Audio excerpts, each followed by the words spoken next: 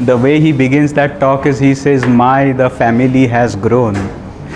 Because those of us who have been here sufficiently in the last 3 years, they have seen we started quite small. The room 501 where many of the classes were held, even that would not fill up for these meditations. But now this room starting to feel small. When we were energizing, I could see that it was starting to feel small. And frankly, at some point we need to start thinking on getting our own center, which has to be at least this big, and frankly I think bigger, because 6 months, 1 year down the line, we don't want to say, oh, we chose something that didn't fit us. Let us see how things go, and we'll see how we go in that direction. But it's wonderful, these teachings are primarily an inward set of teachings. So that's why this meditation that we do all together is important. Without that, we are missing the crux of these teachings. Since it's Master's Mahasamadhi, we'll go over some parts, the parts of his life in his later years. We'll go over those today, because not everybody is familiar with those. He didn't write much about his life in America in Autobiography of a Yogi.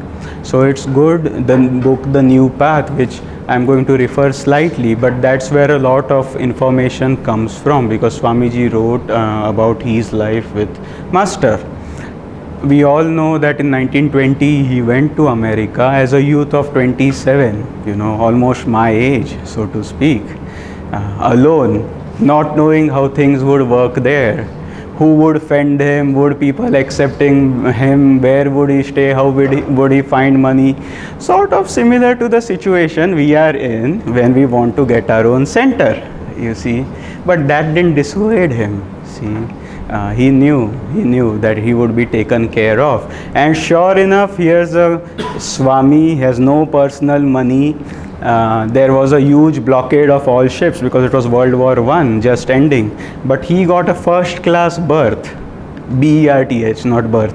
He got a first class berth on the city of Sparta, which was the first ship to sail forth for America from India. Now he doesn't make a big thing of this, but that itself is a miracle, you see, because those reservations are booked for months in advance. The first ship going in 2-3 years to America, but somehow he didn't have his passport. He got his passport, everything fell into place, and he came to the US. He stayed there till 1935, you see. And what he did at that time was he campaigned. He said spiritual campaigns, that's how he put it. He would go city by city. We all are watching Donald Trump these days, at least I do, and not those kind of campaigns, you see. But he went city to city bringing this message of self-realization. Thousands came to his talks. In 1925 he bought Mount Washington Estates, which is the headquarters of Self-Realization Fellowship, the organization he founded in Los Angeles. Even that was a miracle, but that's the early part of his years. We won't go into that today. Then in 1935 he felt his guru's call, you see, that I have waited long enough. I'm going to leave my body. Come. I can't wait any longer. And we celebrated Rajarshi's birthday 3 weeks back. He wrote, Rajarshi, I have to go. My master is calling me.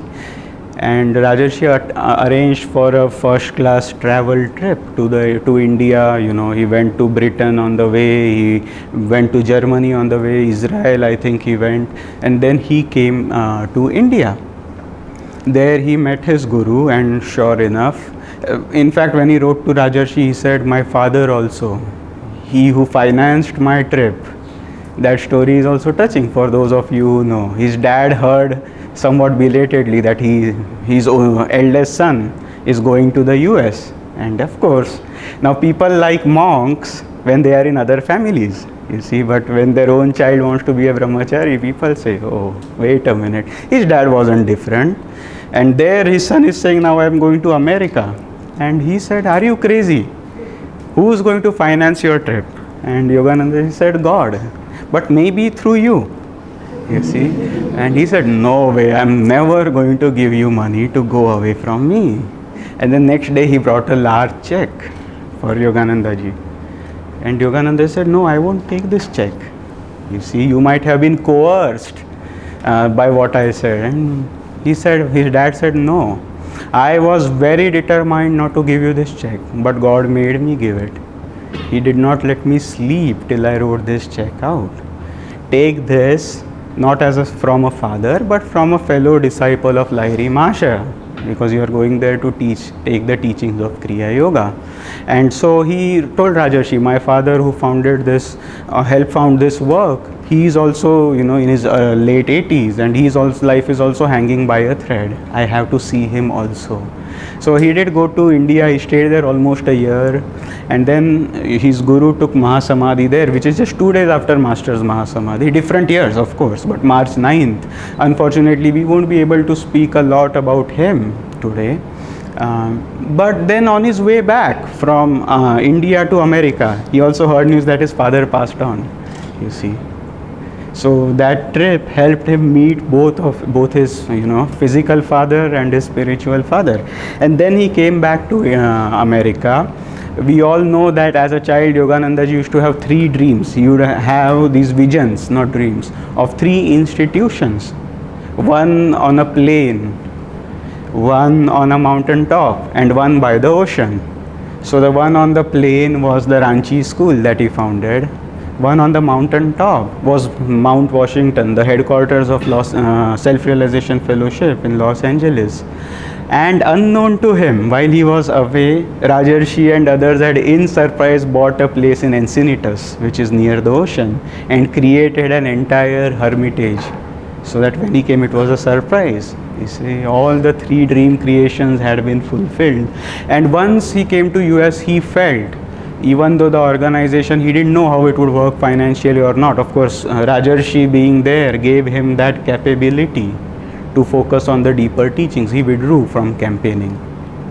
See, he spent his time writing commentaries, books, preparing correspondence courses, training students, sincere students, because that's a part of the Guru's mission, that those who have come to him for complete liberation, he has to give them that training.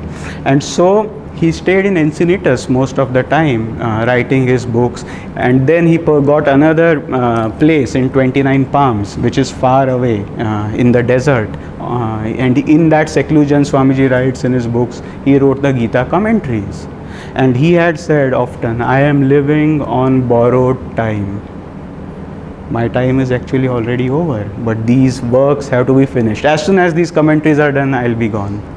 So in 1951 or something, he finished the Gita commentaries, 6 months before his passing. And when he did that, he said, my work is finished. And again in those last years, he was hinting to his disciples that now it's only a matter of time before I am gone.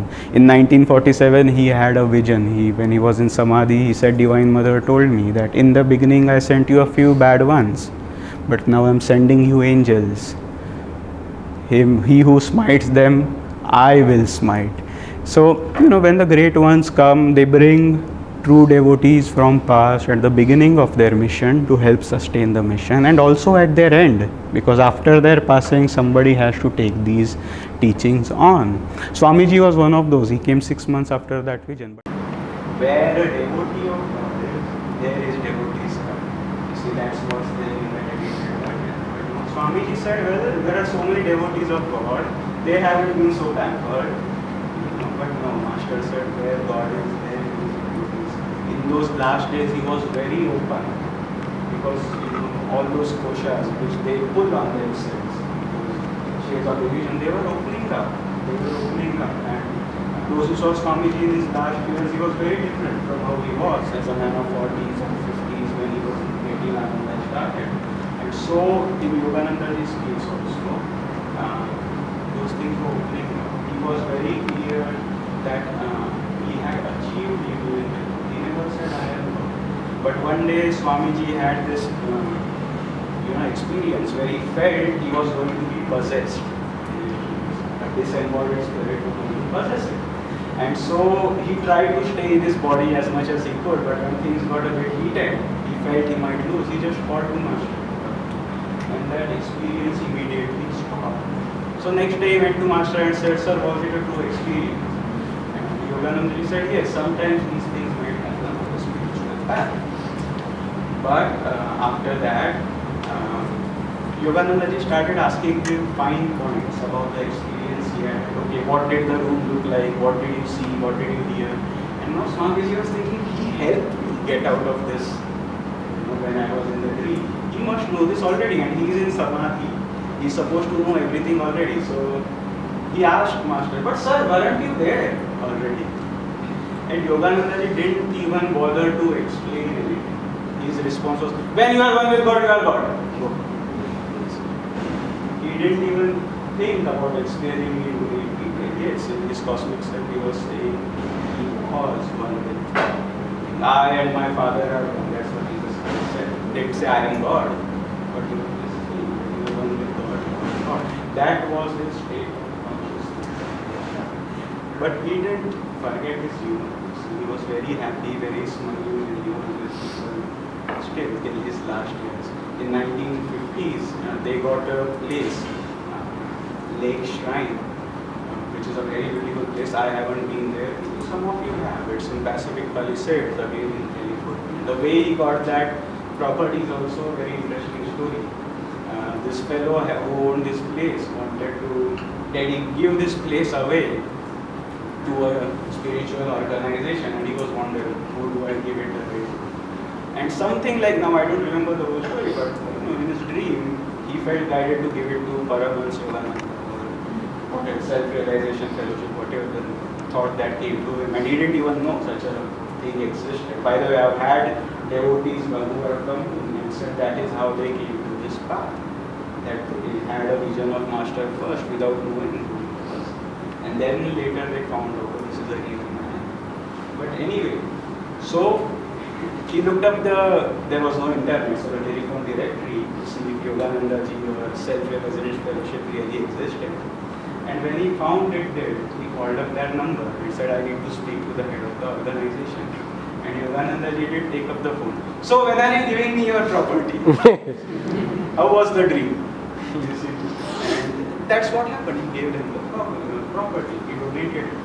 But while they were building this property up, the monks helped do most of the work.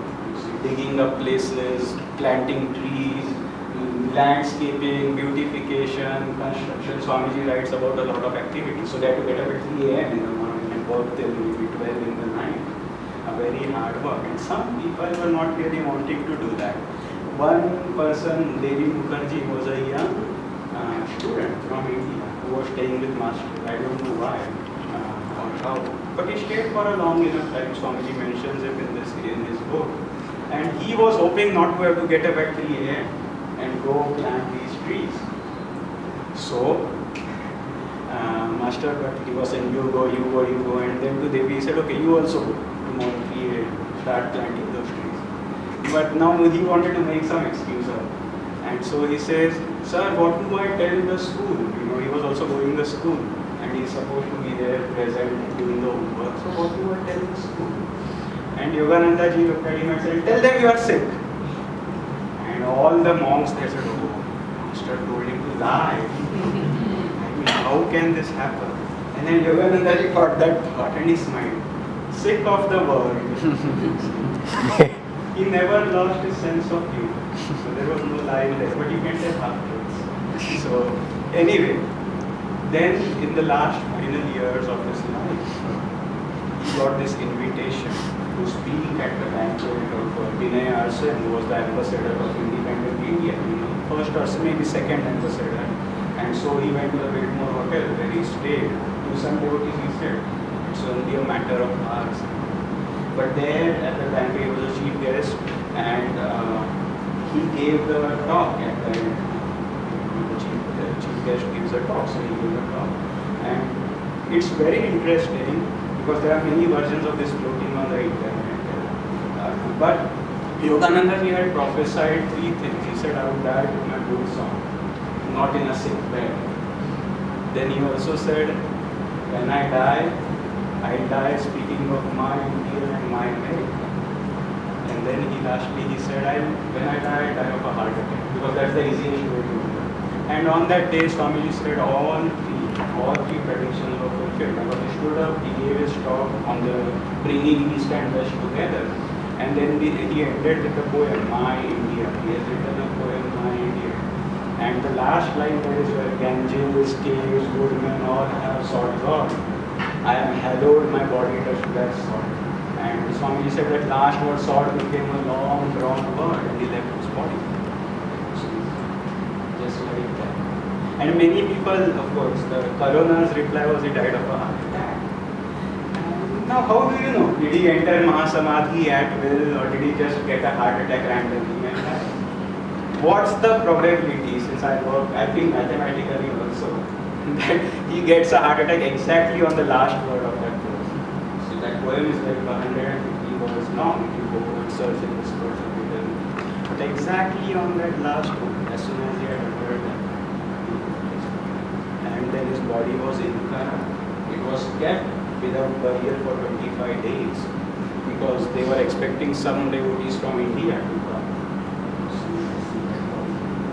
But it did not get corrupted. In fact, there is a whole notarized letter that the mortuary director of Forest Lawn, where he is buried, sent to SRF saying they didn't know this miracle sort of had happened. But when he sent that notarized letter, they found out. To the point when he was buried. Now nobody knows. Swamiji used to say it would be very interesting to see what it is still incorrupt. But I don't know whether that will happen. Once that body was buried, we haven't seen him. But that was something normal. Again, when I searched on the internet, there were all these arguments about, oh no, when you embalm the body doesn't decay for so many days, this is a normal event. But those who want to go deep, read that letter, the notarized letter, because there he explains all the things that were done to the body and that were not done, why were they not done, what should have happened to a standard body if these things were not done. It's just interesting for those who want to know. Anyway, when he passed on in 1952, he was only 59 years of age. And one devotee, Kriyacharya, who I know, he was lamenting, oh, if he had stayed long enough as Swami Kriyananda did, maybe I could have met him. So Swami passed on at the age of 81. So many people might have been able to meet him. He would have come to India again. That was his plan before he passed on. But now we are left without master in the body. See, and the whole point is what do we do? How do we tune in? And luckily, one of the monks asked Swami Kriyananda this question. I was there just a few months before Swamiji passed on. One of the monks said, Sir, Swamiji, you have said, those who want to know me, meaning Swamiji, listen to my music. Now, similarly, what would you say to those who want to know Yogananda? And Swamiji's answer immediately was, well, he is actually a spirit. He is a principle. He is not a personality. To know him, you have to get it. And then, this is just for the sides. My songs tell who I am as a man, but my spirit too is a separate thing. So to know Swamiji's spirit also, you have to be able to meditate. It's very interesting. The Guru actually is a state of consciousness who is one with God. But because that's too hard for most of us, why can't we just bypass the Guru and go to God directly? It's very hard. Even in the Gita it says, trying to unite with the absolute formless is very difficult. That's why the Guru acts like a transformer. He also brings his human personality in. And he brings us up gradually to that state of consciousness where we can perceive him more and more impersonally. But that's the highest form of perception. All of us, we have to graduate from just looking at the photos and of thinking Yogananda, he has this body, this personality, this voice. Gradually through our prayer practice, through meditation, through service, whatever it is, we have to raise up and up. So we perceive him in his immortal essence. To one devotee, he had said, the light that you see, inner light, is far greater than I am. That light is God himself. And when Yogananda ji passed on in 1952, and he was feeling very dejected, oh, where is Yogananda ji? how do I get in touch with him now? He remembered that statement and he looked into that light. And that light itself told him, it is I who came to you as Yogananda.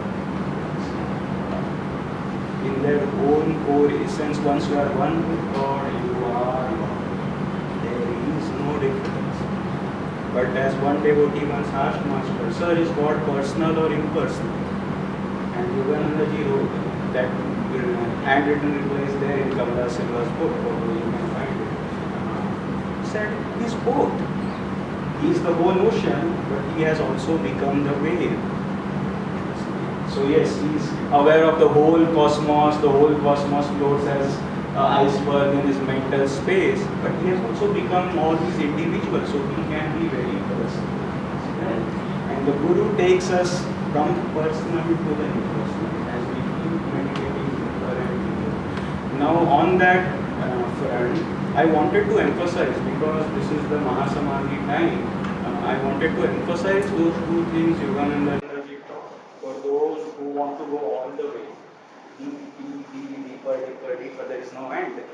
Go all the way towards finding God. Service and meditation. Deep meditation supported by service. Now that service is a very hard thing to understand. What exactly does it mean? But before I say something on it, I want to play a clip of Yogananda ji's without stepping on Aisha's phone.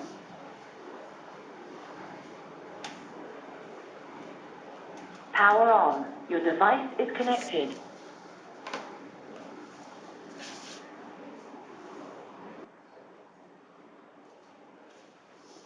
And it is not easy to be here with so many responsibilities and without a penny. And I mean without a penny. In this place, those devotees have stuck by me. We used to plant tomatoes to eat. Everybody sacrificed.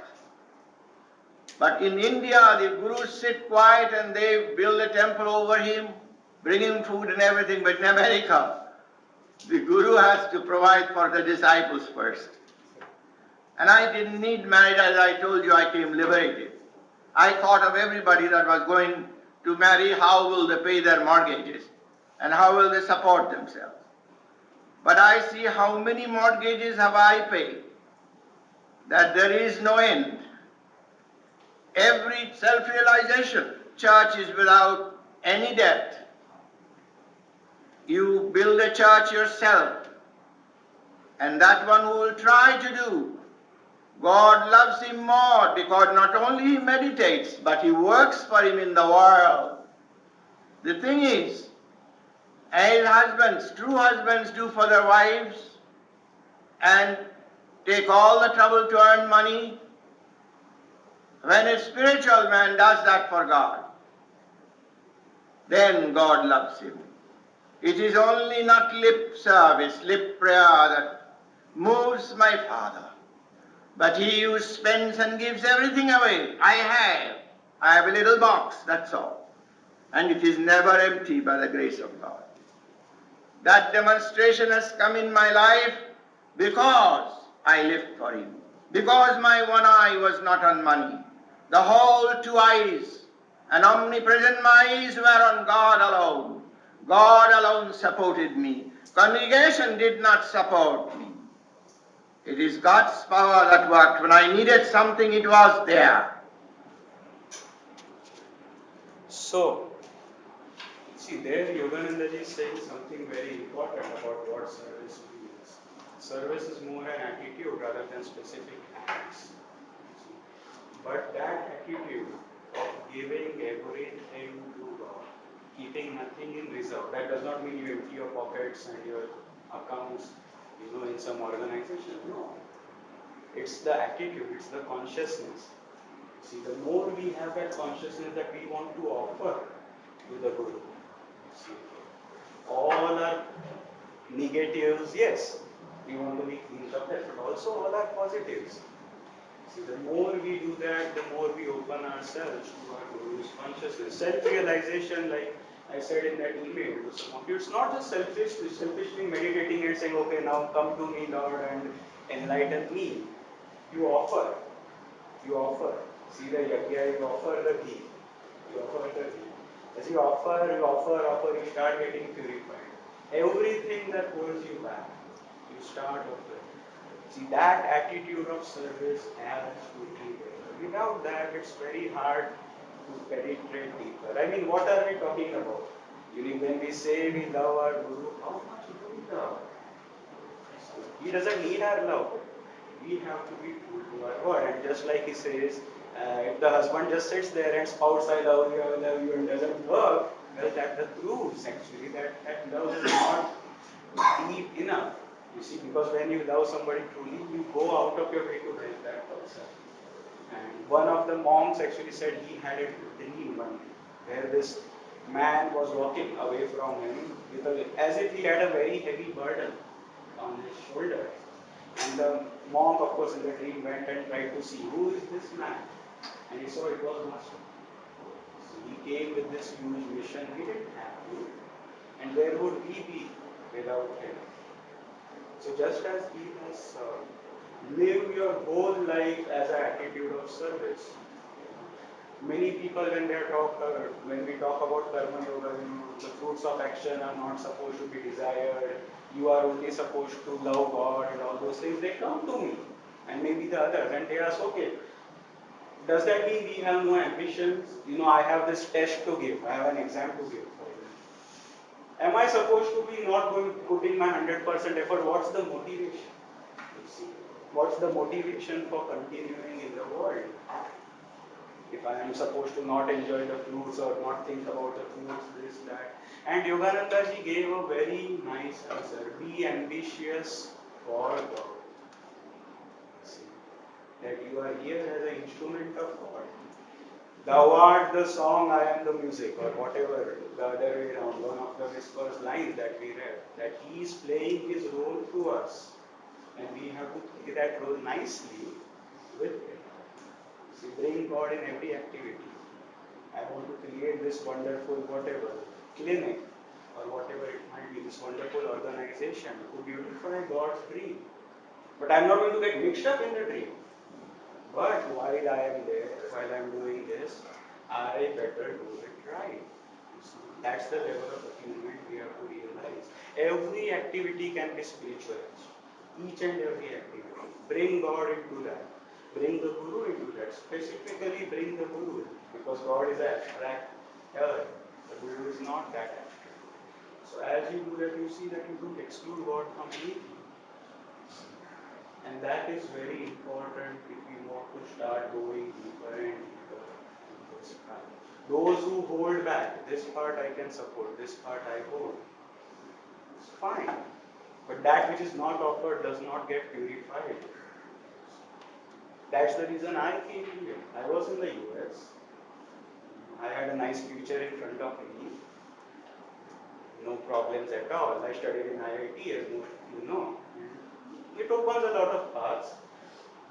But then I used to see Swami Kriyananda at the age of 86, saying we need people to take this mission forward. The harvest is plentiful, as Jesus said, but the laborers are few.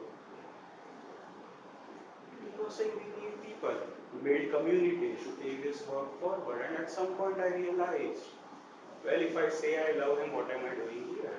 Building my own career. I reached that point. You may not. It's all right.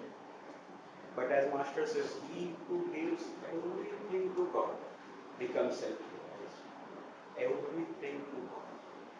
You hold even something back, you might advance by. But you don't reach the limit. This everything is different for different people. I have the capacity to become a monk. Now, if you are married, your wife is not interested in you doing this full time or this and that. It is different. But what is it truly that you can give? What is that everything for you, legitimately? You have to gradually build up to that level. But without that, finding God is not possible.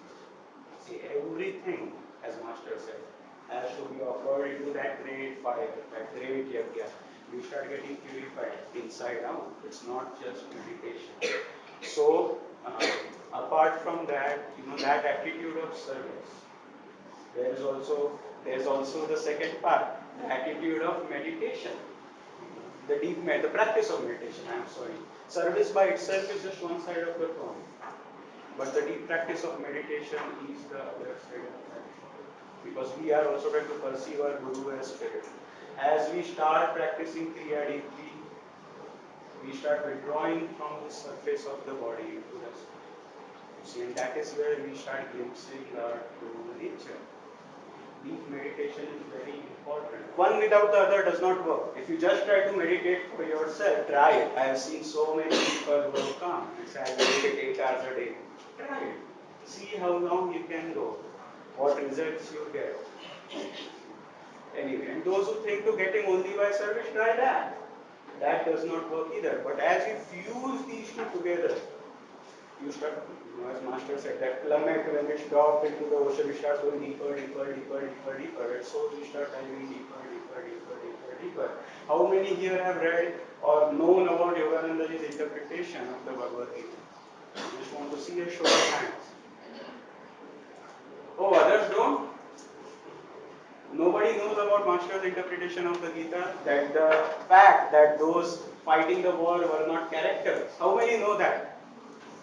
But were psychological traits. Okay, so many of you do. In the first verse, the Master explained that Sanjaya is asked a question by Dhritarashtra on the field of battlefield where the Pandavas are going to fight the Kauravas. What happened?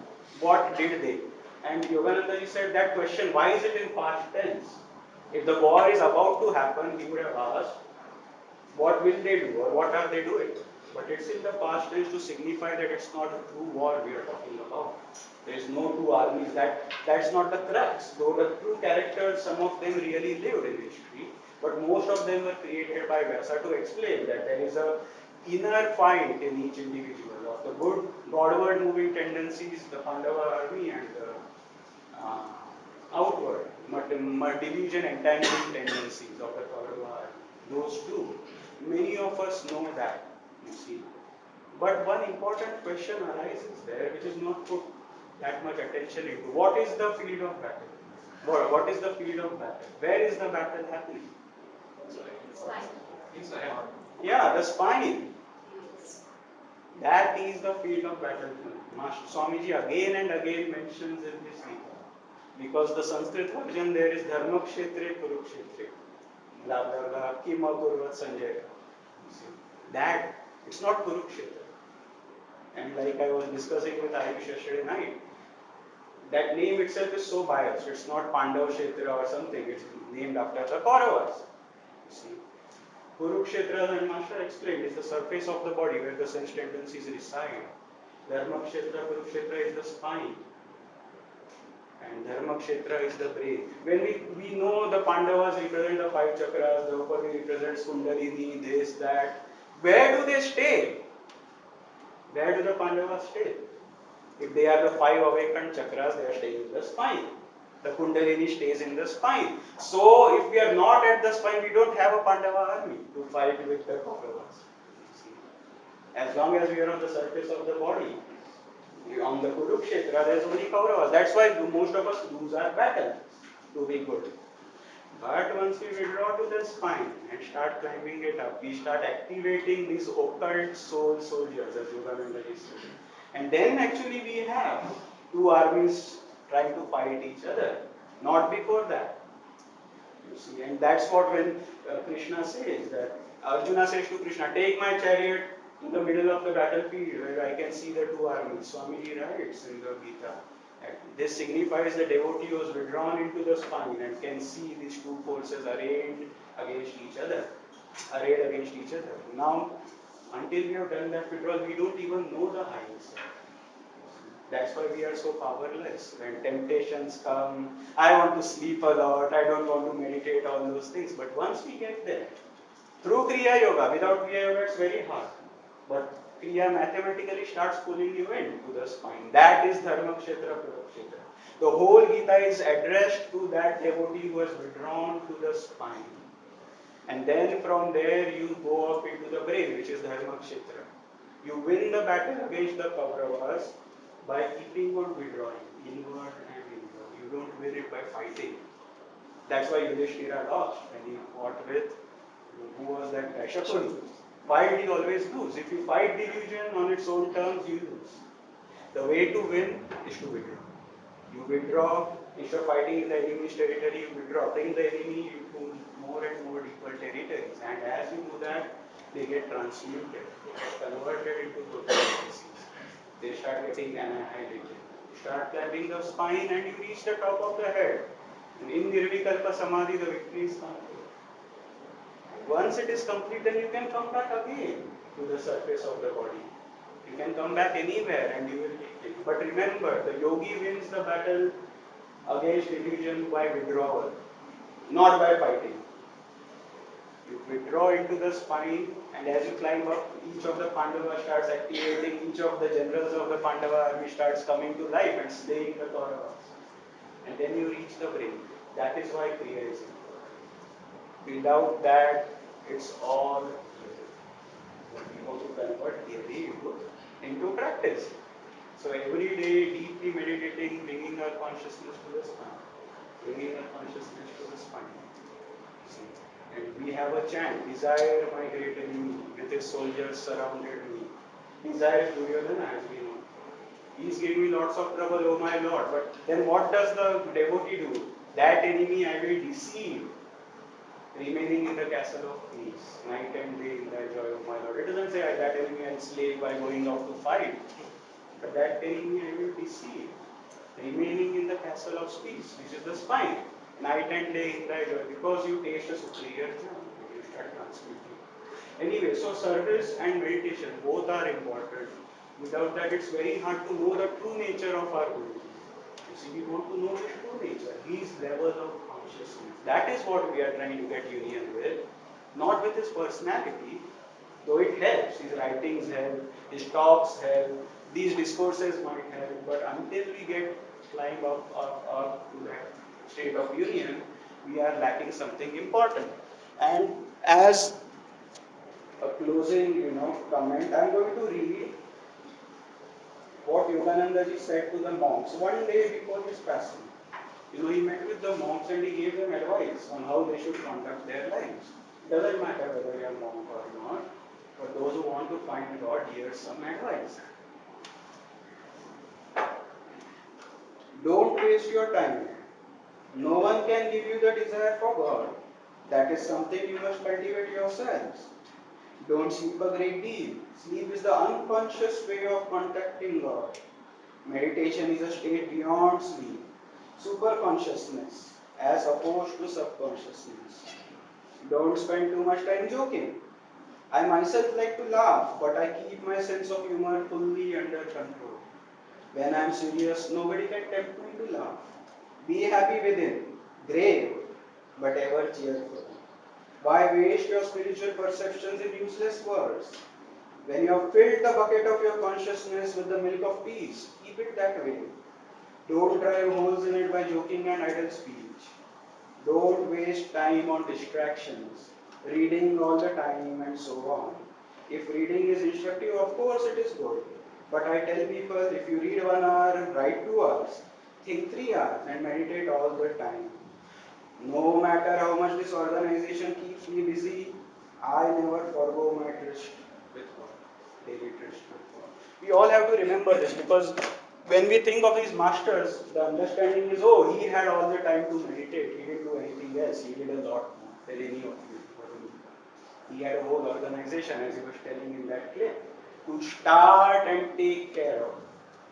And of course to nurture the soul. He couldn't fire and hire employees. You don't work, get out. It's not a corporate. See, those who came to him with trust. He had to nurture them. Very hard job. So he did a lot more and still he had time to meditate. Swamiji did the same thing. So all of us, we cannot make excuses. Wherever we are, we have to find that time. And we are going to play one last clip of Yogananda ji's.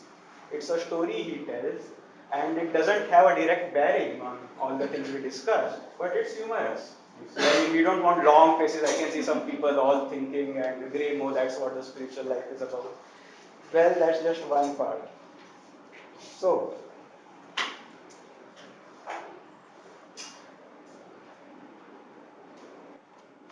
I'm going to set a man. He was in the hermitage. You know, the lazy ones come and they want to reform us all. And they don't want to reform themselves. They are the ones that find fault with everybody. And so this was one of that kind in this hermitage, who said, Master, this all work here, no spirituality, I am going to leave the hermitage. The master said, oh, no, you have to work for God, otherwise you will fall. He says, oh, no. He says, all right. So he went, took 2 pieces of loincloth and 1 begging bowl. So he was under a tree. He was very proud. He had renounced the world, renounced the hermitage, and the master's wish and everything. And first thing he sees in the morning, the monks had worked on the extra loincloth. And he got very worried. He says, at last, Lord, I have given up everything and now you want to munch at my cloth. He was very worried and a man was passing. He said, Master, what is worrying? He wasn't a master. He was a student trying to be master. So he said, I am worrying about mice. They are working on the last piece of cloth that I have. He said, Master, that's very simple. Why don't you keep a cat? He said, that's wonderful. How will I get a cat? He said, I'll get you a cat tomorrow. He had a cat, mice fled, but he had to go every day to the village to get milk for the cat. So he was worrying how to keep the cat supplied. The same man passed and he said, Master, what is worrying you? He said, well, now I have to go all the time to the village for milk. Well, I said, that's all. Get a cow. He said, why will I get a cow? I will give you a cow. He got a cow with a cat. And the cow was known as the saint's cow. It was foraging at everyone's field. At the end of a year, the villagers came. Teacher, we are tired of your cow. We have tolerated it for 1 year. He said, how am I going to feed my cow? The man said, why don't you have your own land? How will I get land? I will give you all the land that you want. So he got the land, he got several cats and several cows, and he borrowed the children of the villagers, and they all worked for him. And after 2 years, the head village man came and said, Master, we have tolerated you for 2 years. You borrow our children, they're never at home, always working for you, freebooters, the cows and the cats and the dogs and everything. And, he says, but how will I maintain this thing? He says, why don't you have your own children? He says, that's a good idea. But how? He says, well, I will give you my daughter in marriage. And he was very sincerely considering marrying and having children to support his cows and land and everything when his master arrived. And he said, I thought you had renounced the hermitage because there was too much work. What is this? You have built up a big home and lands and everything. And I hear you're going to get married. He said, Master, this is all for a rag. And he said, you were right, and I'll walk away with you. And he walked back to the hermitage again. So remember, those of you who think of going to Himalayas, it's too much work. In the Himalayas, you will find much more work. Just to fill your own stomach. I was able and happy to work for you, that you are able to have this freedom, that you can be free to worship God and show others how they can worship God. But do not in any way be mistaken to think that you will receive more freedom than you enjoy here.